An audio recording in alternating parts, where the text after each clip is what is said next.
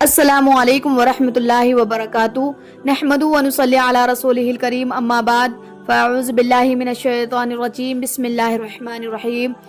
عزیزان ملت وقار، آج ہم جانیں گے ابراہیم علیہ السلام کا وہ حیرت انگیز واقعہ جس میں ابراہیم علیہ السلام اللہ کی رضا کے لیے اپنے اکلوتے اور چہیتے بیٹے کو قربان کرنے کے لیے راضی ہو گئے۔ جی ہاں، یہ بات بالکل صحیح ہے۔ ایک مرتبہ ابراہیم علیہ السلام نے خواب دیکھا کہ آپ حضرت اسماعیل کو ذبح کر رہے ہیں۔ سبحان اللہ! جب آپ کی نیند کھلی تو آپ گھبرائے اور آپ سمجھ گئے کہ ہاں، یہ اللہ کی طرف سے میرے لیے ایک وحی ہے۔ آپ جانتے تھے کہ نبیوں کو جو خواب آتے ہیں تو وہ اللہ کی طرف سے ہی ایک وحی ہوتی ہے۔ سبحان اللہ! آپ نے جلدی سے مکہ کی طرف سفر شروع کیا۔ آپ جب مکہ پہنچے تو آپ نے اپنی بیوی حضرت ہاجرہ سے کہا کہ اے ہاجرہ، میرے بیٹے کو اچھی طریقے سے نہلا دھلا کر تیار کر دو، آج ہم دعوت پر جائیں گے۔ حضرت ہاجرہ نے اپنے بیٹے کو نہلا دھلا کر تیار کر دیا اور حضرت ابراہیم علیہ السلام حضرت اسماعیل کا ہاتھ پکڑ کر پہاڑی کی طرف لے گئے۔ جب آپ راستے میں جا رہے تھے تو آپ اپنے بیٹے کو دیکھ رہے تھے۔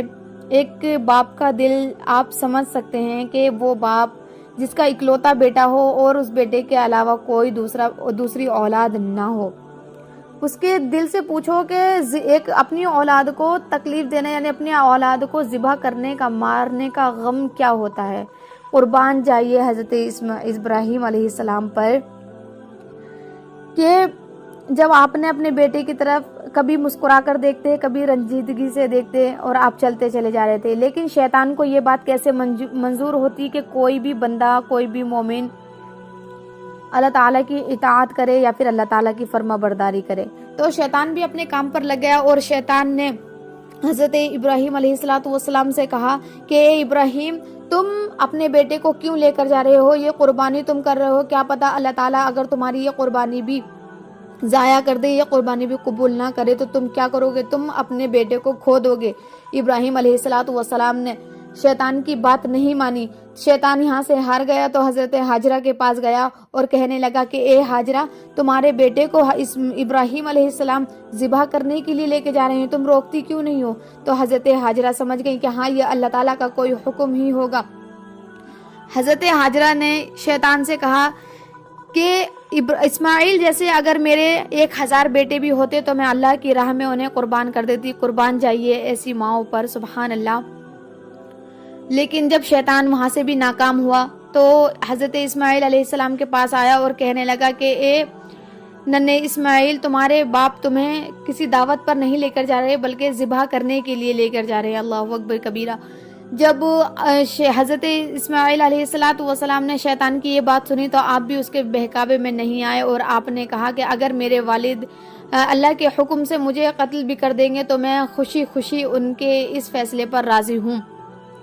جب شیطان حضرت اسماعیل علیہ السلام کو بھی برگلانے میں ناکامیاب رہا تو حضرت ابراہیم علیہ السلام سے کہا کہ تمہارا اکلوتا بیٹا ہے، تمہارا اکلوتا سہارا ہے، اس کے علاوہ تمہارا کوئی اور سہارا نہیں ہے، تم اس کو قتل نہ کرو۔ اتنی دیر میں اللہ تعالیٰ نے ایک فرشتہ بھیجا اور فرشتے نے کہا کہ اے ابراہیم، تم شیطان کے پتھر مارو۔ تو حضرت ابراہیم علیہ السلام نے اس جگہ پر 7 پتھر اٹھائے اور شیطان کے مارے، جس کی کہ رسم آج بھی ہم تمام مسلمان جب حج پر جاتے ہیں تو یہ رسوم ادا کرتے ہیں۔ اسی طریقے سے 3 جگہ آپ نے شیطان کے پتھر مارے اور شیطان کو وہاں سے بھگا دیا۔ جب آپ پہاڑی پر لے کر پہنچے تو حضرت اسماعیل علیہ السلام کو آپ نے پوری بات بتائی کہ اے میرے بیٹے، اللہ کے حکم سے میں تمہیں قتل کرنے کے لیے لایا ہوں۔ اللہ تعالیٰ نے مجھے حکم دیا ہے کہ میں تمہاری قربانی دو، اللہ تعالیٰ مجھ سے تمہاری قربانی چاہتا ہے۔ تو حضرت اسماعیل علیہ السلام نے کہا کہ اے بابا، آپ اللہ کے حکم پر راضی ہو جائیے اور میں بھی آپ کے فیصلے پر راضی ہوں، آپ مجھے قتل کر دیجئے، میں اللہ کی راہ میں قربان ہونے کے لیے تیار ہوں۔ سبحان اللہ! 13 سال کا بچے سے اور کیا ہی ہم ایکسپیکٹ کر سکتے ہیں۔ قربان جائیے ایسی ماؤں پر، ایسے والد پر اور ایسی اولادوں پر۔ الحمدللہ ایسے ہی لوگ تو ولی اور نبی ہوتے ہیں۔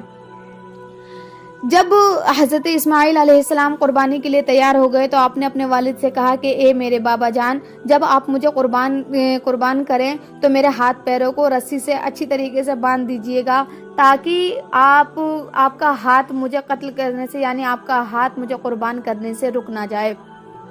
یہ کہا، اور پھر ایک بات یہ بھی بولی کہ جب آپ مجھے جب قربان کرنے کے لیے لٹائیں تو میری پیشانی نیچے رکھنا، تاکہ آپ کو میرا چہرہ دیکھ کر مجھ پہ ترس نہ آ جائے، آپ کو رحم نہ آ جائے، آپ کا ہاتھ رک نہ جائے، اور اگر مناسب سمجھے تو آپ میرا کرتا میری ماں کو دے دینا تاکہ ان کو صبر آ جائے، اور اپنے کپڑوں کو خون آلودہ نہ ہونے دینا تاکہ وہ گھبرا نہ جائیں دیکھ کر۔ سبحان اللہ۔ جب حضرت اسماعیل علیہ السلام نے یہ سب سن کر جب آپ کو زمین پر لٹالا اور آپ کی گردن پر چھری رکھی، تو جب آپ نے گردن پر چھری چلائی تو چھری نے آپ کی گردن کو نہیں کاٹا۔ جب آپ نے اور زور لگایا تو آپ کو ایک دمبے کی آواز آئی، تو آپ نے اپنے آنکھوں سے پٹی ہٹائی اور دیکھا کہ حضرت اسماعیل کی جگہ کوئی دمبا لیٹا ہوا ہے، اور حضرت اسماعیل علیہ السلام دور کھڑے ہو کر مسکرا رہے ہیں۔ اللہ تعالیٰ نے حضرت جبرائیل علیہ السلام کو بھیجا کہ اے جبرائیل، لو یہ دمبا لے کر جاؤ اور حضرت اسماعیل کی جگہ اس دمبے کو رکھ دینا۔ سبحان اللہ۔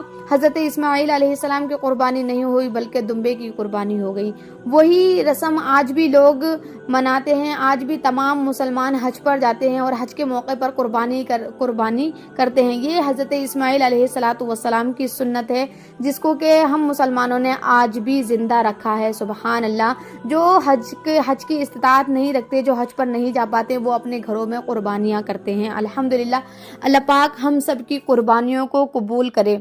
حضرت اسماعیل علیہ السلام کو حضرت ہاجرہ کے پاس چھوڑ کر آپ مصر کی طرف روانہ ہو گئے۔ جب آپ مصر پہنچے تو وہاں پر آپ کی دوسری بیوی حضرت سارہ رضی اللہ تعالی عنہا کے ساتھ آپ رہنے لگے۔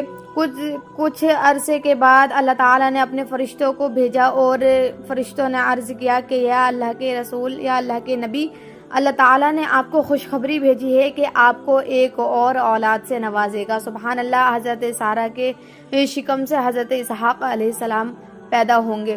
تو حضرت سارہ رضی اللہ تعالی عنہ پریشان ہو گئی، حیران ہو گئی کہ میں تو بوڑھی ہو چکی ہوں اور میرے شوہر بھی 120 سال کے ہو گئے ہیں اور میں بھی 90 سال کی ہو گئی ہوں، ہم بوڑھے ہو گئے ہیں، ہمارے جسم میں جان نہیں ہے، یہ سب کچھ کیسے ممکن ہوگا؟ تو فرشتوں نے عرض کیا کہ اللہ کی رحمت سے مایوس نہیں ہوئیے، اللہ تعالیٰ نے جو آپ کو نعمت عطا کی ہے آپ اس کے لیے اللہ تعالیٰ کا شکر ادا کیجیے۔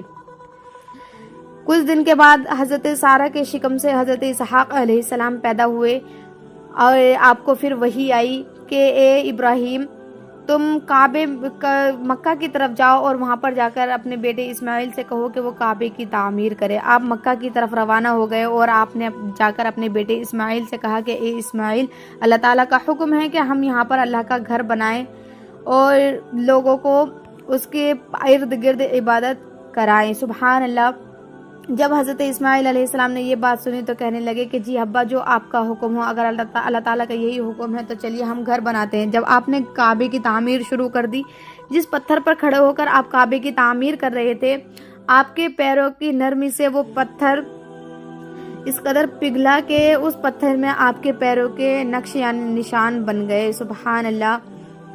جو کہ آج بھی اسی جگہ پر رکھا ہوا ہے۔ اور پھر جب آپ پورا بیت المقدس یعنی تیار کر چکے، جب اللہ کا گھر آپ پورا بنا چکے، تو اللہ تعالیٰ نے جبرائیل کے ذریعے ایک پتھر بھیجا جنت سے، اتنا خوبصورت، اتنا سفید اور نورانی پتھر بھیجا جس کا نام حجرہ اسود تھا۔ تو وہ آج جب وہ آیا تھا جنت سے، جب وہ اترا تھا تو اس وقت وہ اتنا خوبصورت تھا، سفید کلر کا، ایک دم نورانی چمکتا ہوا جنت کا پتھر، جو کہ آج ہم مسلمانوں کی گناہوں سے سیاہ ہو گیا ہے، کالا پڑ چکا ہے۔ اللہ اکبر کبیرہ۔ پھر جب حضرت اسماعیل علیہ السلام کعبے کی تعمیر کر چکے تو اللہ تعالیٰ نے حکم دیا کہ اے ابراہیم، اب تم لوگوں کو بلاؤ کہ اس کعبے کا طواف کرنے کے لیے تم لوگوں کو بلاؤ، جمع کرو۔ تو ابراہیم علیہ السلام نے عرض کیا کہ یا اللہ، میری آواز تمام لوگوں تک کیسے پہنچے گی؟ تو اللہ تعالیٰ نے حکم دیا کہ ابراہیم، آواز لگانا تمہارا کام ہے اور وہاں تک لے کر آنا میرا کام ہے۔ سبحان اللہ۔ حضرت جب ابراہیم علیہ السلام نے اعلان کیا کہ اے لوگوں، یہ اس بیت المقدس کی تم سب کے سب اس بیت اللہ کے یعنی اللہ کے گھر کا طواف کرو، تو لوگوں نے اس وقت سے کا طواف کرنا شروع کر دیا، جو کہ آج بھی لوگ ہزاروں کروڑوں لوگوں کی تعداد میں لوگ جاتے ہیں، حج کرتے ہیں اور وہاں پر بیت اللہ کا طواف کرتے ہیں۔ سبحان اللہ۔ اللہ تعالی ہم سب کو حاجی نمازی بنائے، ہم سب کو بھی دیدار کعبہ عطا فرمائے۔